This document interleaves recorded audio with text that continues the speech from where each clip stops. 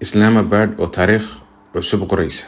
Magaalada Islamabad ayaa maanta martigelisay wadahadalo heer sare ah oo si weyn isha loogu hayo, kuwaas oo u dhexeeya Mareykanka, Iran iyo Pakistan. Shirkan oo lagu tilmaamay mid go'aamin kara jihada amniga Bariga Dhexe iyo mustaqbalka marinka Hormuz, waxaa miiska soo fadhiistay mas'uuliyiin culus oo ka kala socda saddexda dhinac. Dhinaca Mareykanka waxaa hogaaminaya madaxweyne ku-xigeenka, waxaana ku heliyay ergeyga gaarka Steve Witkoff, la taliyihii hore ee Jared Kushner iyo la taliyaha CENTCOM Brad Cooper. Wafdigan ayaa u yimi Islamabad dejinta qodobada ugu muhiimsan ee heshiiska ee la filayo. Iran waxaa matalaya guddoomiyaha baarlamaanka Mohammad Baghar Ghalibaf, wasiirka amuraha dibadda Abbas Araghchi, ku-xigeenka wasiirka arrimaha dibadda Majid Takhti iyo xogayaha golaha ammaanka qaranka Mohammad Bagher.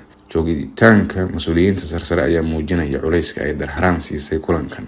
Pakistan oo martigelinaysa shirka waxaa dhinaceeda jooga ra'iisul wasaaraha Shahbaz Sharif, taliyaha ciidanka Asim Munir, wasiirka amuraha dibadda Ishaq Dar iyo la taliyaha amniga qaranka Maxamed Azim Malik. Islamabad ayaa isu taagtay inay noqoto buundada lagu gaari karo xabajoojin iyo heshiis waara. Xogta ugu weyn ee kasoo baxaysa shirka ayaa ah in miiska lagu hayo qorshe laba waji oo ka bilaabmaya dejinta colaadda iyo furitaanka marinka Hormuz, kadibna u gudbaya qaboojinta cunaqabataynta, damaanad amni oo gobolka iyo heshiis siyaasadeed oo ballaaran. Falanqeeyayaal ayaa sheegaya in kulankan yahay mid ka mid ah shirarkii ugu culus ee gobolka lagu qabto sanadkan, maadaama ay isku hal mar miis wada fadhiisanayaan go'aan qaadayaashii ugu sarreeyay Washington, Tehran iyo Islamabad.